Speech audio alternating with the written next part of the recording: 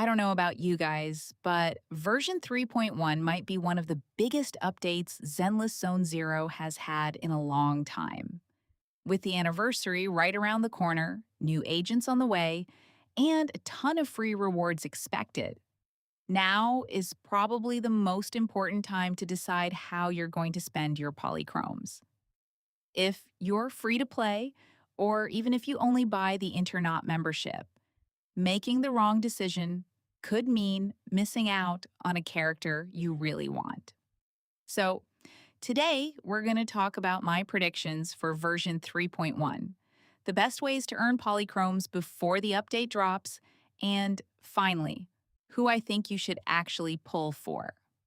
Let's get started. Before we talk about banners, I want to remind everyone that not everything is officially confirmed yet. Some of this comes from teasers and community discussions, so things can still change before release. That being said, the biggest names everyone is talking about right now are Remiel and Sigrid. Both characters have already built a ton of hype, and honestly, they both look incredible. From everything we've seen so far, Remiel looks like she's going to be focused around anomaly gameplay. If you've been building characters like Vivian, Jane Doe, or Yixuan, Remiel could become one of the strongest additions to those kinds of teams. Sigrid, on the other hand, is looking like she could be a powerful ice DPS. If you skipped previous ice characters or you're still using an older damage dealer, she might end up being one of the best upgrades for your account. Of course, until Hoyoverse officially reveals their kits, nobody knows exactly how strong they'll be.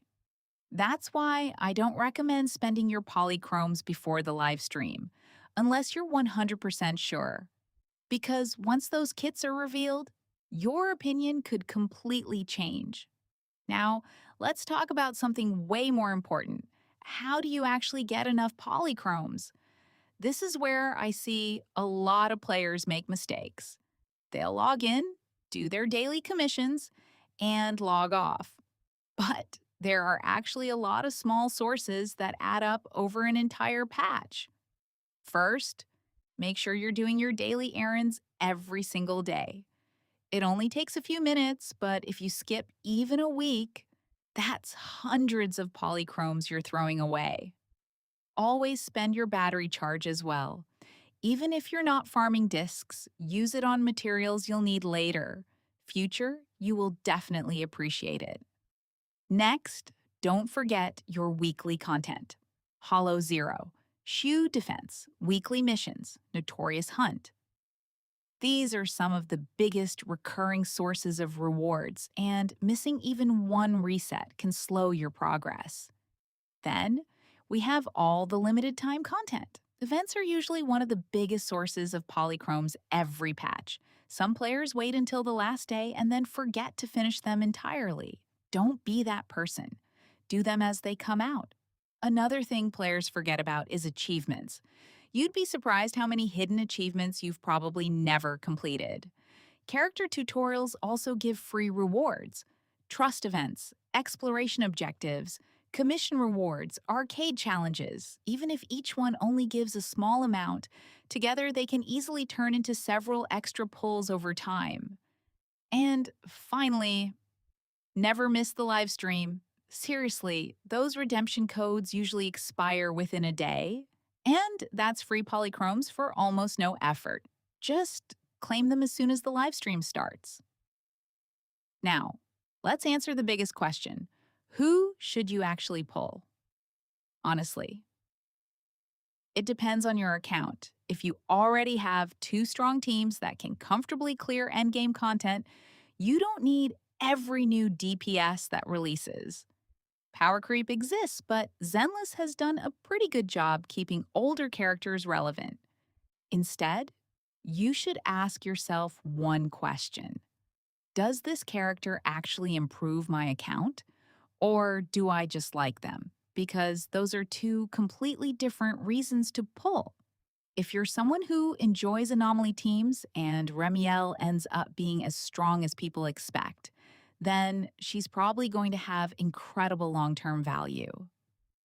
Support and utility characters usually age much better than pure damage dealers. If you're missing an ice carry or you simply love Sigurd's design, then she's probably worth saving for instead. At the end of the day, this is still a game. You should always prioritize characters you actually enjoy playing. Meta changes. Favorites usually don't. But if you're only pulling because everyone else says a character is broken, I'd wait.